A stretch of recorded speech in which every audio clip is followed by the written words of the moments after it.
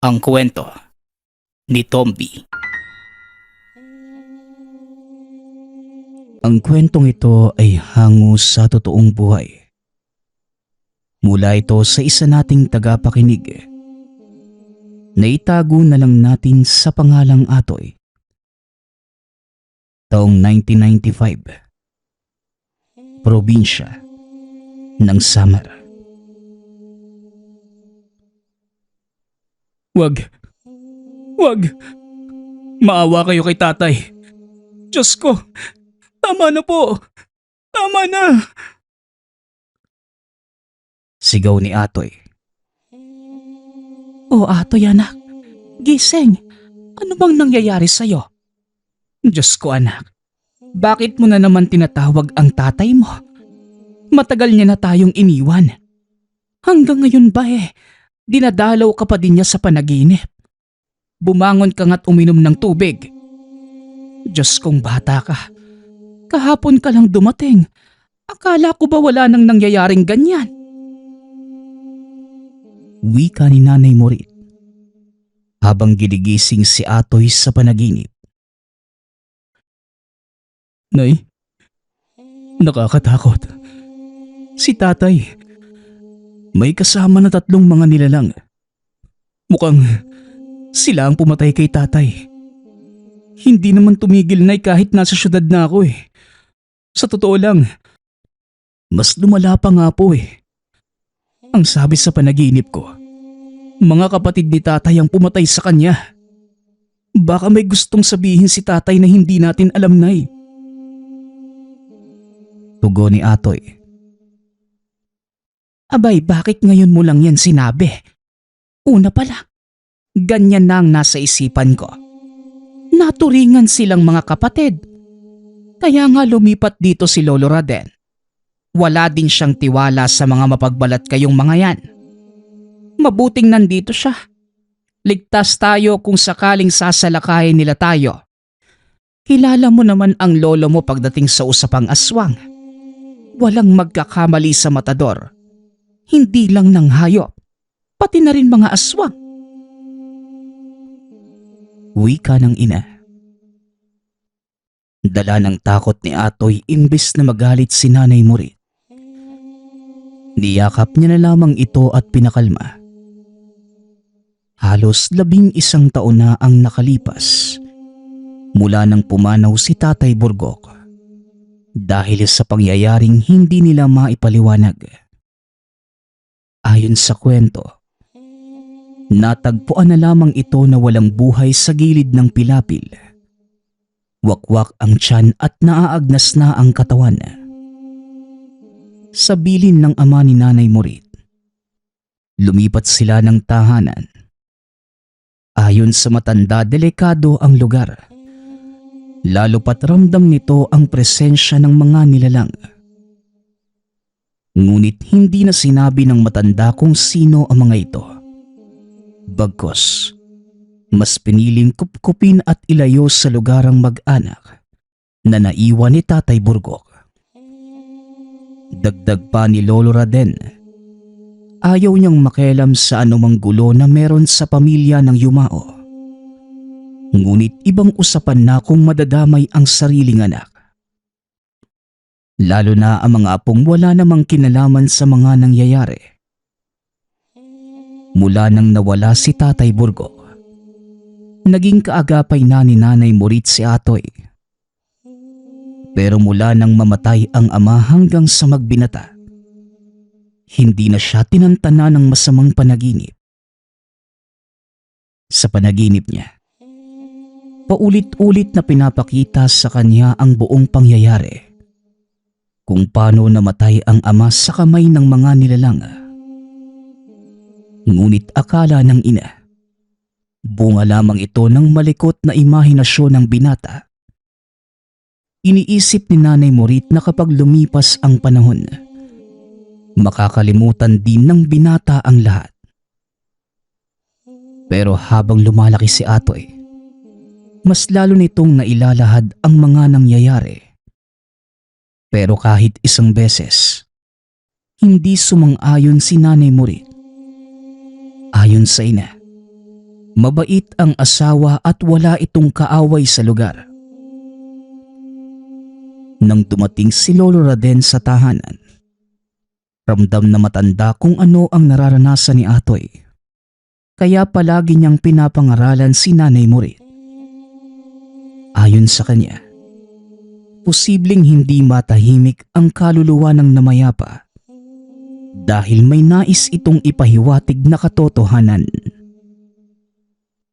Sa pagpapatuloy ng kwento, dahil sa pag-alalay ni Lolo Raden, nakapagtapos si Atoy ng pag-aaral, nakakuha ng magandang trabaho sa syudad.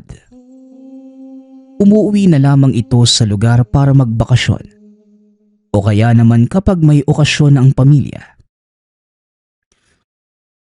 Alam ko naman pong simulat sa pulnay, hindi ka naniniwala eh.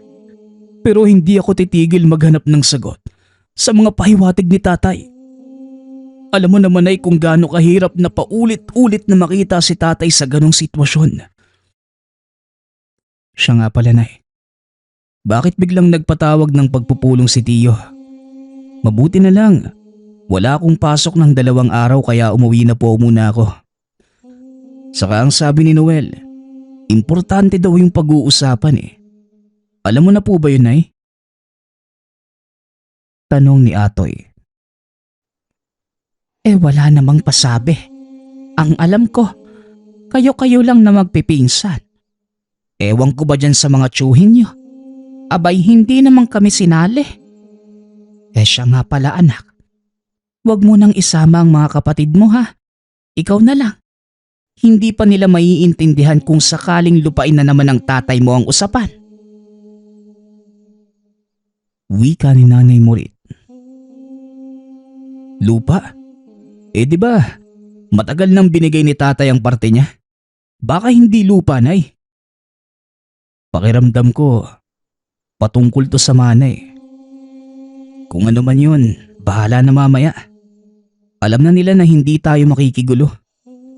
Mabubuhay naman tayo nang hindi umaasa sa sakahan eh. Tugon ni Atoy. Apo, bago ka umalis mamaya, may ipapabaon ako sa'yo. Sa tagal ng panahon ngayon lang talaga nilang naisipang ipatawag ka.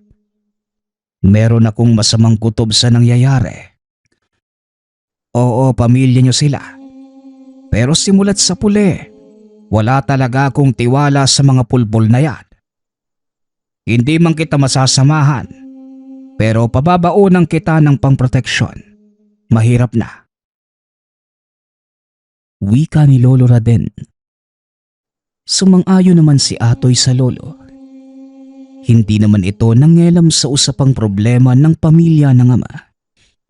Ngunit ibang usapin kapag kaligtasan na ng mga apo. Palagi nitong inuuna ang kapakanan nila. Lalo na noong mga panahon na kailangan siya. Sa lahat ng mga naging pasya, kagapay nila si Lolo Raden, lalo pa noong sila na lamang mag-ina. Bilang balik ng binata sa ina at lolo, siya naman ngayon ang nagpapaaral sa mga kapatid.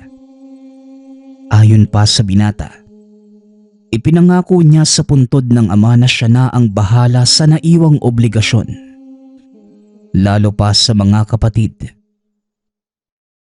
Dagdag pa ni Atoy, siya ang magiging lakas ng ina hanggat nabubuhay ito. Sa kabilang banda naman, maaga pa lamang naghanda na ang binata. Hindi man alam ang mga mangyayari. Ngunit nasasabik na itong makita at malaman ang sasabihin ng mga kapatid ng ama. Maging ng mga pinsan na matagal nang hindi nakita. May kalayuan sila sa lugar. Kaya bago magtanghali umalis na si Atoy. Panalangin lamang ng binata. Kung ano man ang mapag-uusapan, naway hindi ito tungkol sa pagpatay nila sa ama. Habang naghahanda, may iniabot si Lolo Raden sa kanya. Isang bagay na nakabalot sa telang may mga borda na katagang Latin. Nagtataka ang binata kung ano yon. Kaya binuksan niya ito at ganoon na lamang ang pagkamangha nang makita ang gintong balaraw. Halika po. Ituturo ko sa iyo kung paano mo yan ilalagay nang hindi napapansin ng sino man. Gusto man kitang samahan na po. Pero hindi naman ako imbitado. Kung ako lang ang tatanungin, ayaw ko na sanang bumalik ka pa doon. Pero kailangan mo silang harapin. Alam kong may isip ka na. Kaya mo nang proteksyonan ang sarili mo kung sakali. Pero ibang mga nilalang ang pamilya ng tatay mo. Ayaw kong ako mismo ang magsabi sa'yo. Gusto kong ikaw mismo ang makatuklas at mag-iingat ka po. Bilin ni Lolo Raden. Lolo, mula pagkabata may mga naituro ka po sa akin lalo pa sa kumbating pisikal. Nang dahil sa'yo, kaya tumibay din kami magkakapatid. Kaya huwag ka pong mag-alala. Uuwi po ako ng ligtas. Siya nga po pala. Maraming salamat po dito ha. Tugon ni Atoy. Halos isang dangka lamang ang haba ng balaraw na tinalian ng matanda ng tela na gawa mismo para sa gamit. Itinali ito ng matanda sa bewang ni Atoy bago ito nagsuot ng damit. Namangha ang binata. Sobrang nipis at gaan lamang ng gamit. Ni hindi yun bumubukol sa tagiliran. Bago pa man ang lahat, pinabaunan siya ni Lolo Raden ng malakas na orasyon pang proteksyon. Ilang sandali pa ang lumipas nang makaalis si Atoy. Halos kalahating oras bago niya narating ang lugar ng mga tiyuhin. Dahil sa tagal nang hindi nakakapasyal sa lugar, naninibago si Atoy. Tila wala nang nangangalaga sa lugar. Napakatahimik na tila naging masukal na lugar ang dating malapad na palayan. Malalayo ang mga kabahayan kaya hindi naiwasan ni Atoy na magtaka.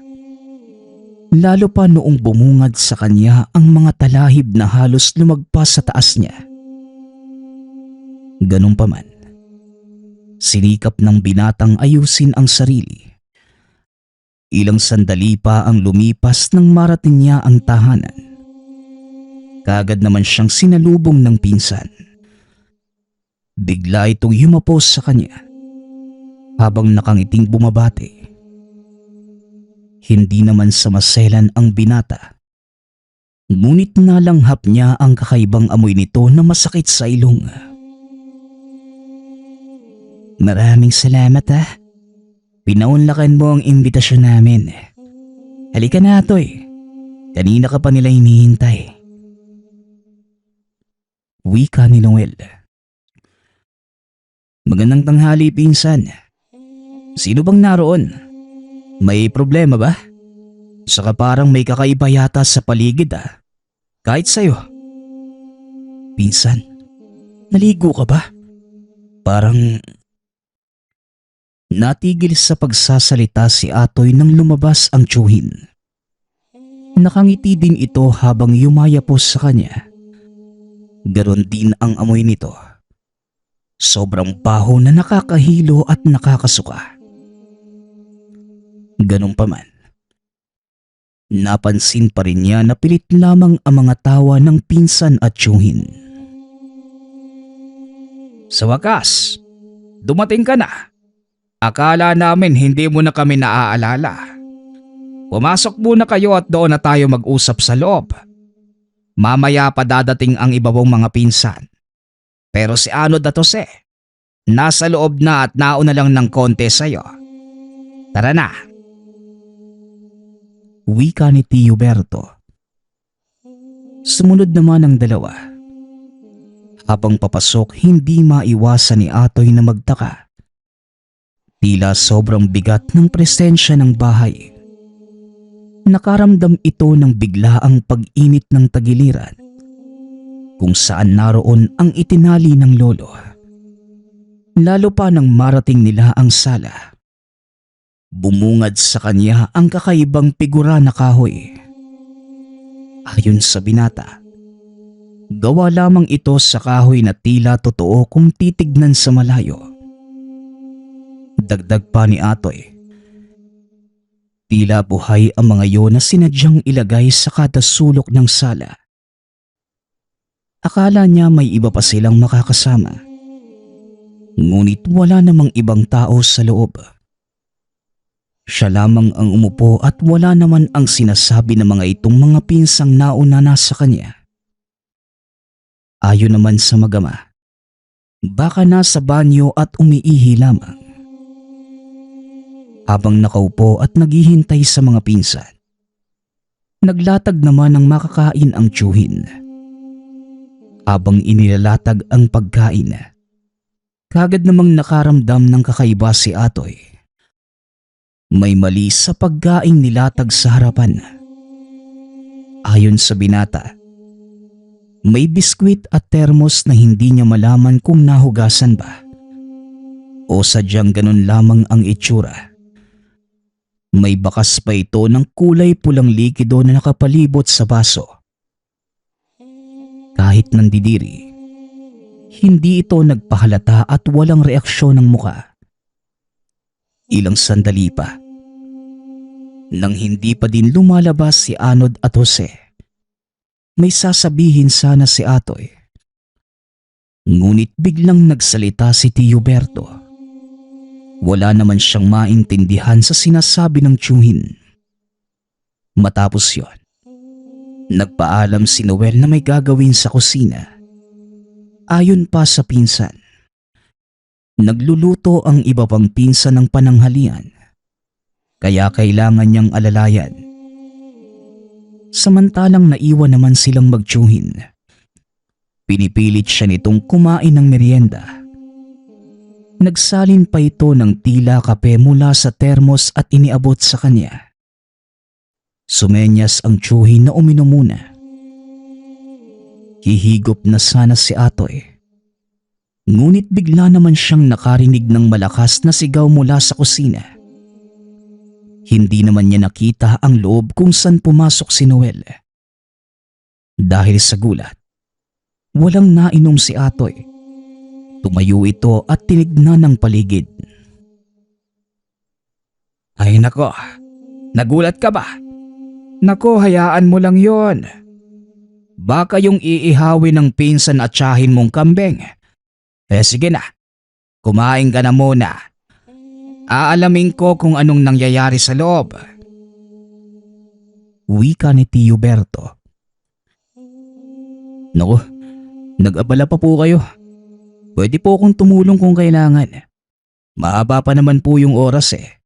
Baka may gagayatin po nang matulungan ko kayo.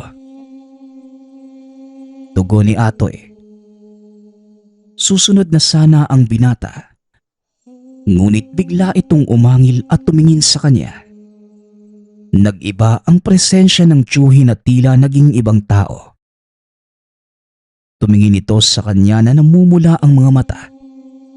Bigla namang napaatras si Atoy at bumalik sa pagkakaupo. Ngunit sa pagkakataong yun, nakakasigurado siya. Ang sumigaw sa kusina ay isa sa mga pinsan, kaya hindi na niya ito naabutan. Pumasok ng kusina ang tiyuhin at padabog na sinara ang pinto. Sa pagkakataong yun, naalala niya ang nakasukbit na balaraw sa gilid na kanina pa umiinit. Alam niyang hindi tao ang mga nakatira sa bahay. Habang nakikiramdam sa mga mangyayari, bigla muli itong nakarinig ng pagsigaw. At sa pangalawang pagkakataon, hindi lamang basta sigaw, kundi humihingi ang mga ito ng tulong. Hindi na nakapagpigil si Atoy. Binunot na ng binata ang balaraw at kasabay ng pagtayo. Walang sabi-sabing sinipa ang pinto ng kusina. Nanlaki ang mga mata ni Atoy nang makitang nakatali na ang dalawang pinsan.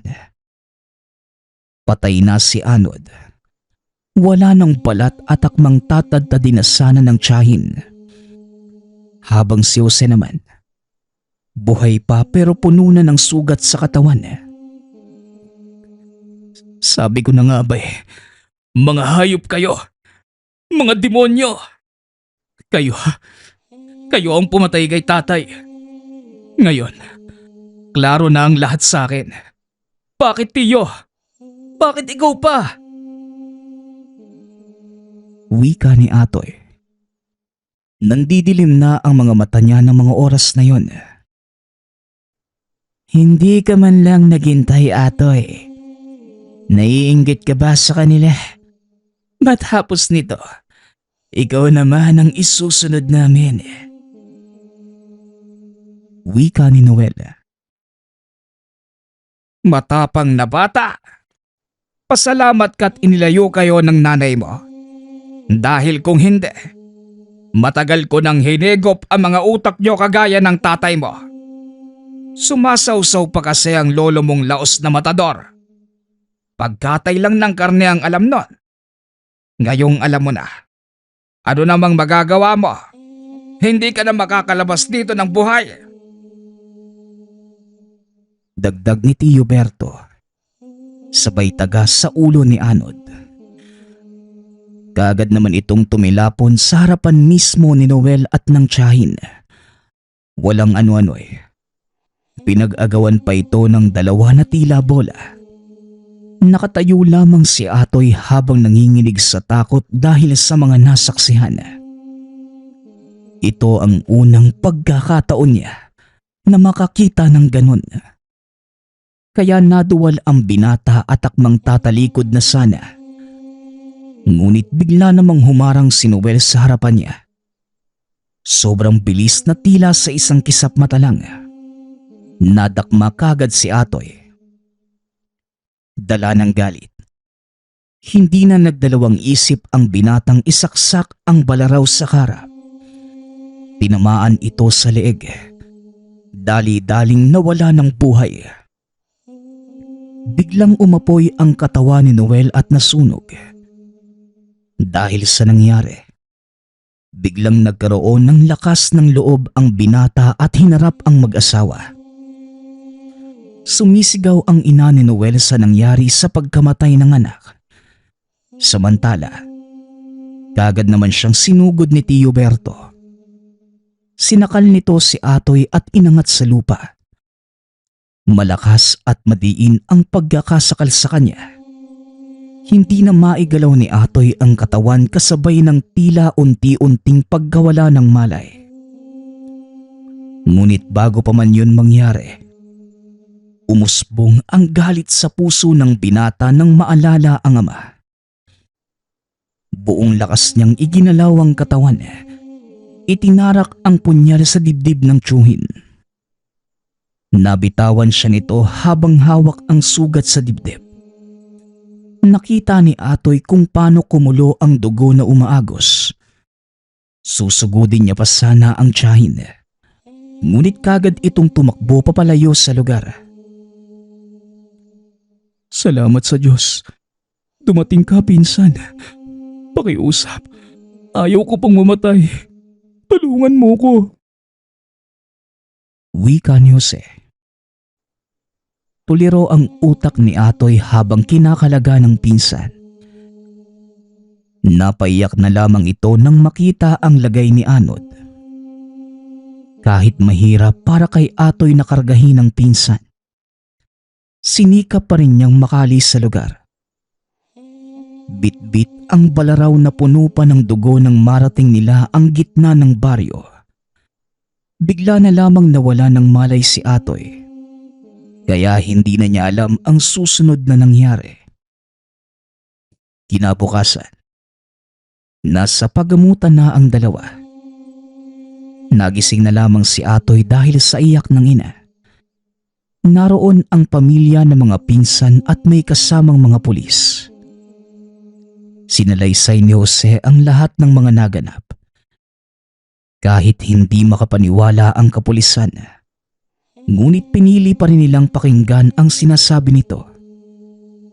Napag-alaman nila na meron ding iilang kaso sa mga karatig baryo, ngunit hindi nila matukoy kung sino ang salarin. Walang sino mang saksi sa mga kaganapan. Lalong walang naniniwala kung aswang na ang usapan. Ganun pa man, dumaan pa rin sila sa pagsusuri kung gumagamit ba ang mga ito ng pinagbabawal na gamot. Ngunit negatibo naman ang resulta. Matapos ang lahat, gumaling si Atoy. Hindi na ito bumalik sa syudad para magtrabaho. Bagkus, mas pinili nitong manirahan kasama ang pamilya. Inalalayan na lamang ang lolo sa pagiging matador. Ang kinakabahala ng binata, hindi pa napatay ang tiyahin. Iniisip din niya na baka maghiganti ito at balikan ang mga kapatid. Ngunit sa tulong ng lolo, nalagpasan ng binata ang mga karanasang hindi normal sa mga nakararami. Naipasa din ng matanda ang mga iba pa nitong gamit. Nakita niyang nagkaroon ng interes ang binata matapos ang napagdaanan. Ilang taon ding dinala ng binata sa konsensya niya ang mga nangyari. Ngunit malaki ang pasasalamat niya na nabigyan niya ng katarungan ang pagkamatay ng ama. Sa kasalukuyan, palagi pa ring dumadalaw ang ama sa panaginip ni Atoy. Ngunit nagpapasalamat ito sa kanya at palaging sinasabi na ingatan ang ina at ang mga kapatid. Ang susunod nating kwento ay mula sa isa nating tagapakinig. Naitago na lang natin sa pangalang Tuyong. Taong 1979. Probinsya ng Quezon. Hoy bata, ano na naman yung minumukmok mo sa gilid? Ayos ka lang ba? Mukhang natatai ka na ewan ha. Ano ba yon? Bakit? Tessa, ano bang nangyayari sa kapatid mo? Wika ni Nanay Hara. Naku nay, naiina naman yan malamang. Napatalon yung palakas sa kanya kaya naggaganyan. Tara na po, marami pa tayong pupunong galon. Doon galing sa puno ng balete yung palakanay eh. Hindi nga namin alam kung saan yun ang gagaling. Tugon ni Tessa, kapatid ni Tuyong. Ate, nakakatakot kaya. Alam mo namang takot ako sa palaka. Tsaka mukha ngang hindi yun ordinaryo eh. Nakita mo naman kung gaano yung kalaki. Pwede po ba? Bukas na lang tayo ate magakot ng tubig. Paggabi na din po eh. Padadaanan ulit natin yung puno ng balete sa... Natigil sa pagsasalita si Tuyong. Napatitig si Nanay Hara sana. Napansin niyang nanginginig ito sa sobrang takot. Si Tuyong ay matatakutin sa halos lahat ng bagay. Kabaliktaran ng kapatid na si Tessa. Maihahalin tulad ito sa babaeng maton, matikas at matapang. Mula nang mawala ang ama, sila ang naging katuwang ng ina sa paghahanap buhay. Tuwing hapon, naghahanap ng magpapaigib ang magkapatid. Ang kikitain nila ang pandagdag baon nila sa araw-araw. Ano ba yan, Tuyong? Palaka lang yun. Isang apak mo lang patay na yun eh. Tsaka tinuruan kita na tanggalin mo yung takot mo ah. Sige ka. Lalaki kang lampa kapag ganyan. Tsaka alam mo naman na may bitbit tayong mga galon. Kapag nagkataon, kasama mo pa ako madidisgrasya. Tayo lang ang palaging magkasama sa pag-iigib. Tapangan mo naman. Wika ni Tessa. Hayaan mo na, Tessa. Ikaw naman, imbis na ilayo mo ang kapatid mo sa ganong sitwasyon, mas lalo mo pa siyang tinatakot. Sa balete baka mo. Bakit doon kayo dumaan?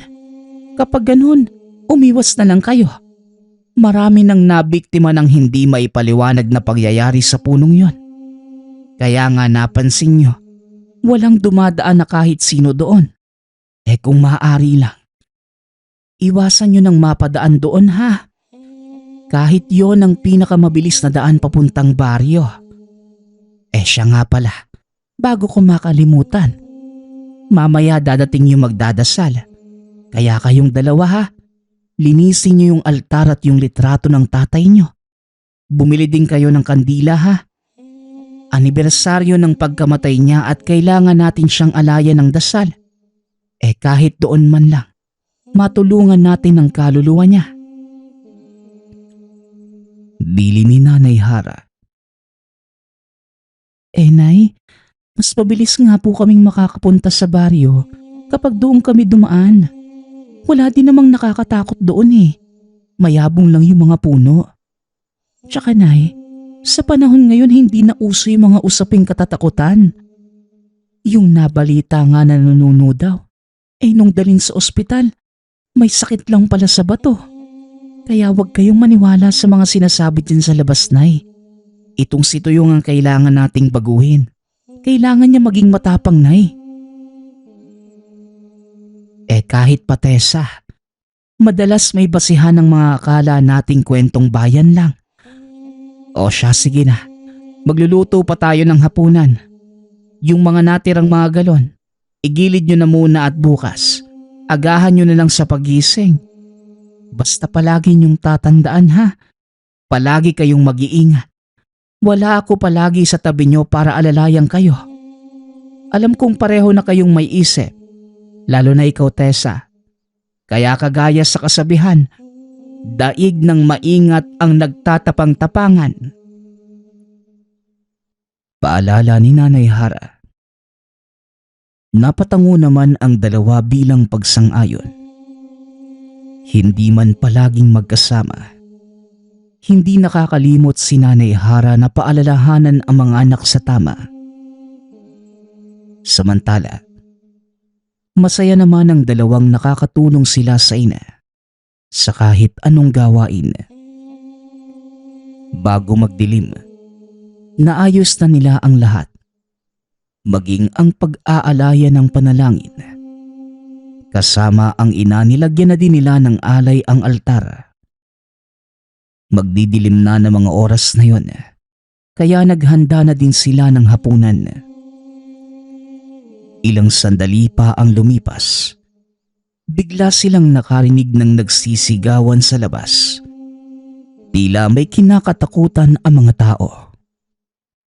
Hawak ni Nanay Hara ang maliit na lampara. Binuksan ang bintana. Sisilipin sana nito ang nangyayari sa labas. Ngunit nang tignan niya mula sa bintana, wala naman siyang naaninag na kahit sino. Purong kadiliman lamang ang buwabalot sa buong kapaligiran. Mag-aalas 8 ng gabi.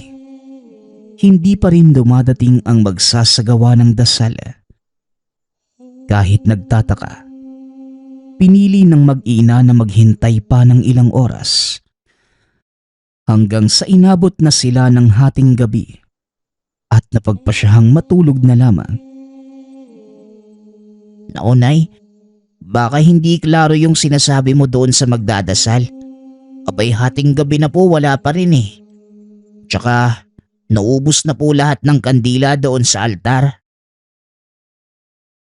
Wika ni Tuyong. Kaya nga anak, si Nanang Murit at yung apo niya lang naman ang pinatawag ko.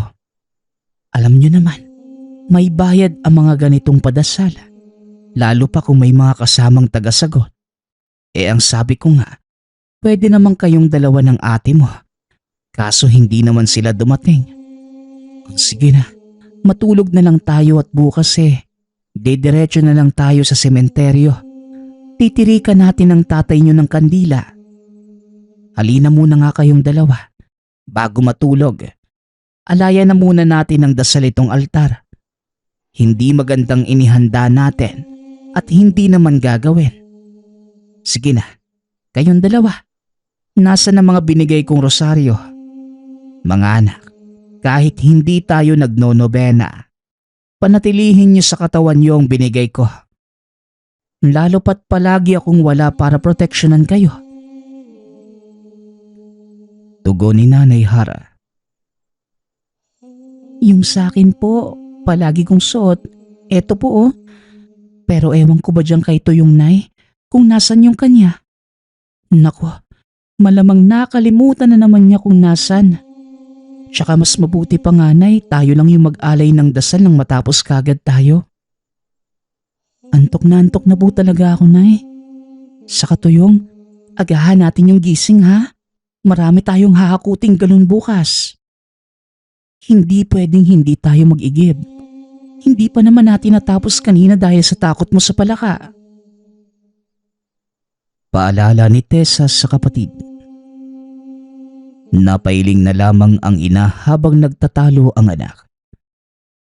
Napatingin ito kay Tuyong habang hinahanap ang rosaryo. Dahil hindi makita ng bata ang rosaryo, ibinigay na lamang ni Nanay Hara ang hawak. Isang rosaryo na tila gawa sa buto ng halaman. Ayon kay Nanay Hara, pamana pa ito sa kanya ng lola na kilalang tagadasal noong nabubuhay pa. Dagdag pa ng ina, ang rosaryong yon ay sobrang mahalaga at dapat pakaingatan. Lalo pat ayon kay Nanay Hara, wala nang mabibili na ganong disenyo.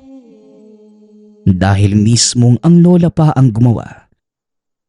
Ipinasuot niya ito sa bata bago sila nagsimulang magdasal. Sa kabilang banda naman, habang ginagawa ang pagdarasal, napaisip si Nanay Hara sa mga boses na narinig kanina. Hindi niya alam kung ano ang nangyari sa dalawang tagadasal at bakit hindi ito nakapunta sa kanila. Kinabukasan, bago pa man sumikat ang araw, gising na ang dalawa. Ni hindi na sila nag-agahan. Inuna na nila ang mga galong na kahilera na kailangang maigipan at maihatid. Bit-bit ang mga galon at kahoy na ginagamit sa pagbubuhat ng tubig. Napagpasyahan nilang dumaan muli sa paanan ng balete. Ayon kay Tessa, kailangan nilang matapos ang trabaho dahil maaga ang pasok nila sa paaralan. Kaya naman, kahit wala pang liwanag at hindi pa masyadong nakikita ang daan ng mga oras na yon, pasipol-sipol pa ang dalawa habang naglalakad papunta sa igiban. Maya-maya pa, hindi maiwasan ito yung natumingin sa puno ng balete. Laking pasasalamat naman niya na wala ng kakaibang hayop doon. Ilang sandali pa, itinuon ng bata ang atensyon sa kapatid na panay ang paalala patungkol sa mga gawain sa buong araw. Ngunit biglang nahinto ang ate. Nanlaki ang mga mata na tila may nakikitang kakaiba sa unahan. Hindi gumagalaw si Tessa. Nagmistulang poste at hindi nagsasalita. Ate, ano pong nangyari sa'yo? Naku, wag mo naman akong takutin ng ganyan. Hindi nakakatuwang Natigilan si Tuyong sa pagsasalita. Nabitawan ang bitbit na galon ng tumambad sa harapan. Ang dambuhalang palaka. Nakangisi ito. Tila tuwang-tuwa nang makita sila. Sa sobrang takot ay biglang napasigaw si Tuyong. Ngunit kahit halos mapatid na ang lalamunan, sa samaang palad walang boses na lumalabas sa bibig niya. Halos maihi ang bata nang makitang papalapit na sa kinatatayuan nila ang nilalang. Nanginginig ang katawan, lalo na nang makitang dinidilaan nito ang ate na hindi pa rin makagalaw. Pahakbang na sana si Toyong, ngunit tila biglang napako ang mga paa niya sa lupa. Ilang minuto pa ang lumipas nang maalimpungatan ang bata. Nabitawan niya ang hawak na kahoy, kasabay ng mga galon na walang laman. Gumulong ito papunta sa kinaroroonan ni Tessa. Napapikit si Toyong at nanalangin na gumalaw na ang ate at mapigilan ang paglapit ng dambuhalang palaka. Dahil sa sobrang takot, hindi niya napigilan pang maihi, lalo na nang lumapit sa kanya ang nakakakilabot na mukha ng nilalang. Nanlambot ang mga tuhod ni Toyong. Kagad bumagsak sa lupa.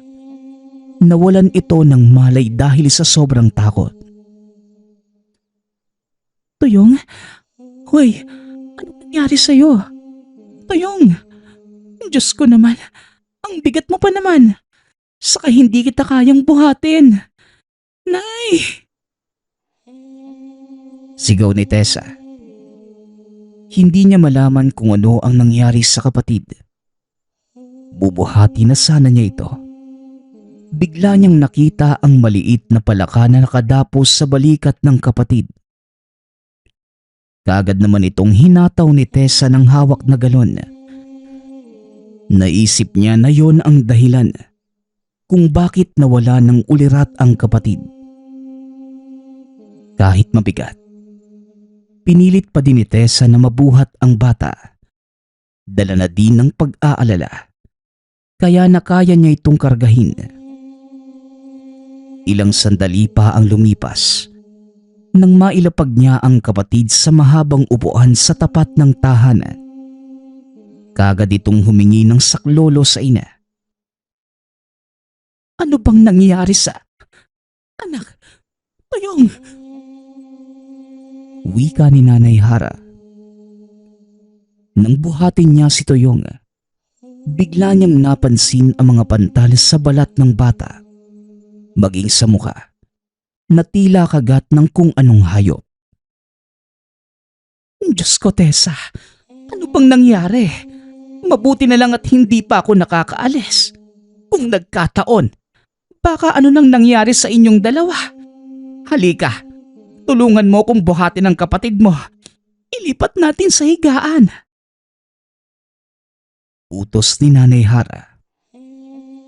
Hindi alam ng ina ang gagawin ng mga oras na yon. Taimtim na lamang itong nanalangin para mapanatag ang kalooban. Nang mailipat ang bata, doon lamang nakita ni Nanay Hara na bukod sa mga pantal, puno din ng kalmot ang likuran ng bata. Kahit ako na hindi ko din po alam kung anong nangyari. Basta nakita ko lang na gumagulong sa akin yung mga galon. Tapos nakita ko na lang po si Toyong nakahiga sa lupa at walang malay. Wika ni Tessa. Kailangan natin ng manggagamot, anak.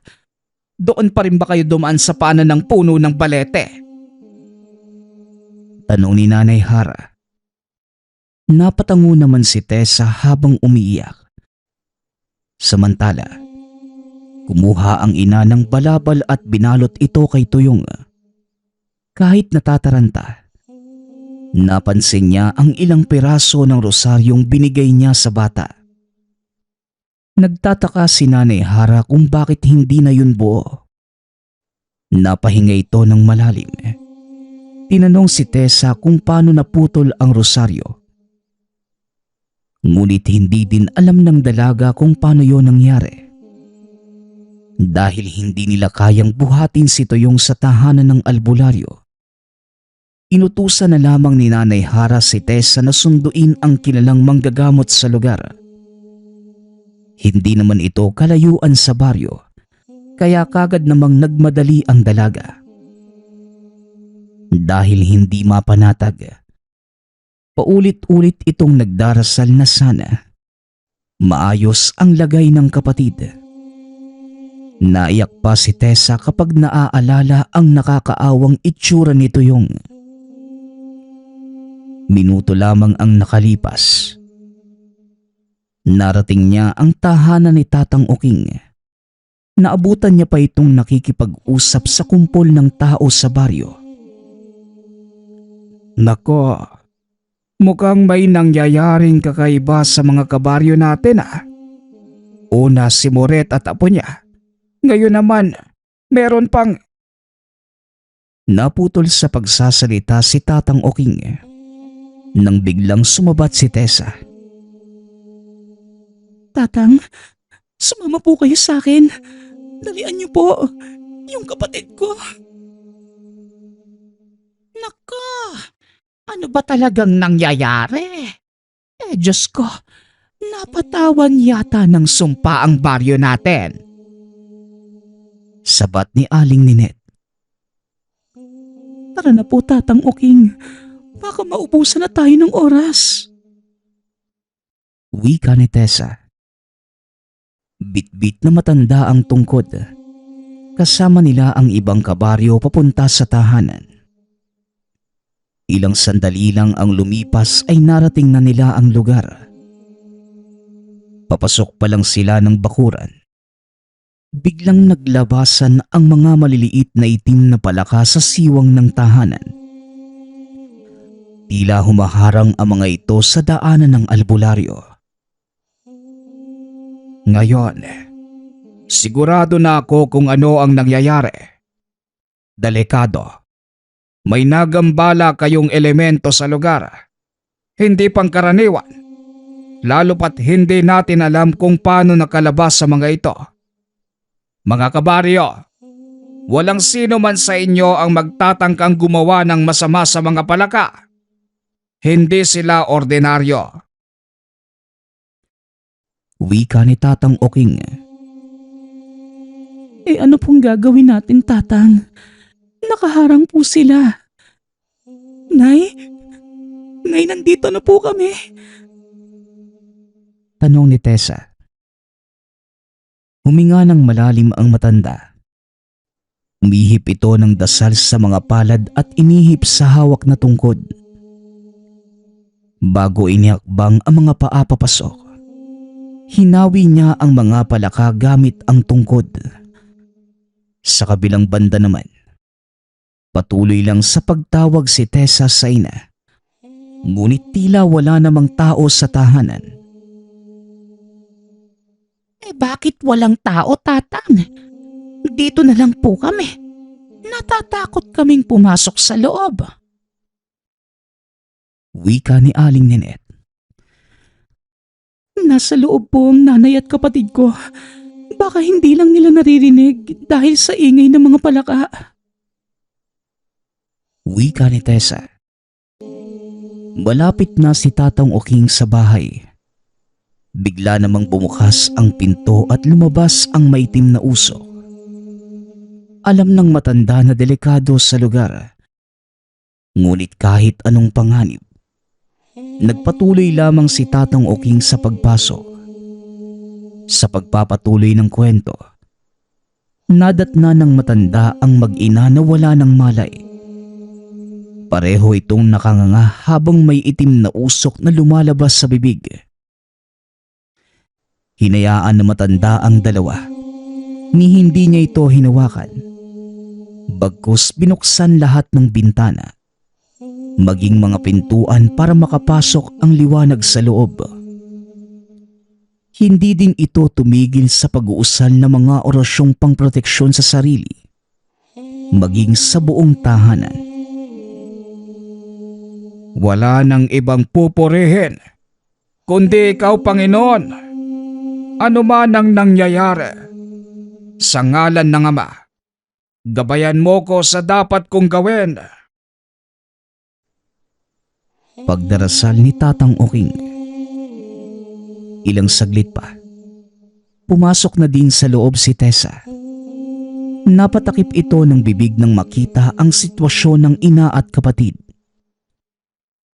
Habang abala ang albularyo sa pagsasagawa ng mga orasyon, Tinanggal ng dalaga ang suot na rosaryo at walang pag-aalinlangang lumapit sa kapatid. Kasabay ng panalangin na palaging itinuturo ng ina para maproteksyonan sila. Wala nang pakialam ang dalaga sa mangyayari sa kanya. Buo ang loob ni Tessa na niyakap ang kapatid. Kasabay ng mga kataga na alam niyang magpoprotekta kay Tuyong. Napahagulgol si Tessa habang sinasambit sa tenga ng kapatid ang katagang lumabangga. Nilapitan siya ni Tatang Uking para sana tanggalin sa pagkakayapos. Ngunit bigla na lang napaubo ang kapatid. Tila nabilaukan ito at nagsuka ng kulay berdeng likido. Kasunod ni Nanay Hara na naghahabol din ng hininga. Lumaban kayong dalawa. Pakiusap. Tuyong, Nay. Wika ni Tessa. Nanghihina na ang dalaga ng mga oras na yun eh. Tila pagod na ang itsura. Hanggang sa nakita niyang unti-unti nang bumubuti ang lagay ng paligid. Kasabay ng pagkawala ng malay ng dalaga. Naalimpungatan si Tessa dahil sa mga nagdarasal. Bumangon siya para alamin kung ano ang nangyayari. Nakita niya si Nanay Hara at Tuyong kasama si Tatang Uking na may hawak na rosaryo. Ramdam niyang maayos na ang lahat. Napaluha ito nang makitang nakangiti na ang kapatid. Iniaabot sa kanya ang kamay at inaanyayahan siyang sumama sa panalangin. Halos lahat ng mga kabaryo ay naroon. May hawak na sulo. Hanggang sa naglakad sila papunta sa puno ng balete. Ayon kay Tatang Uking, isang patay na kaluluwa ng engkantong itim ang lumukob sa kanila. Dagdag pa ng matanda, hindi lang tao ang nangangailangan ng dasal, kundi maging ang mga ligaw na elemento. Hindi lang mga albularyo ang may kakayahang manggamot, kundi maging ang mga ordinaryong taong may lakas na paniniwala. Mapalad ka, Hara. May anak kang kagaya ni Tessa. Wika ni Tatang Uking.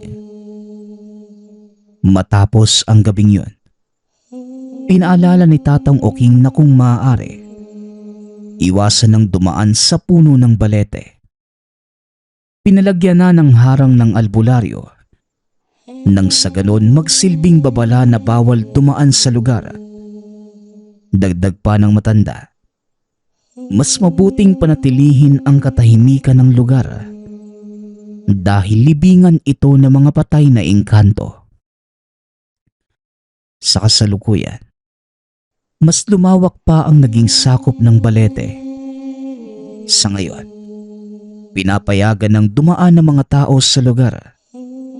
Ngunit kailangan nilang magsindi ng kandila at alayan ng mga panalangin ang kaluluwa ng patay na engkanto. Nagpapasalamat nga pala ako sa lahat ng sumusuporta sa ating channel. Nawa ay patuloy niyong suportahan at pakinggan ang ating mga kwento.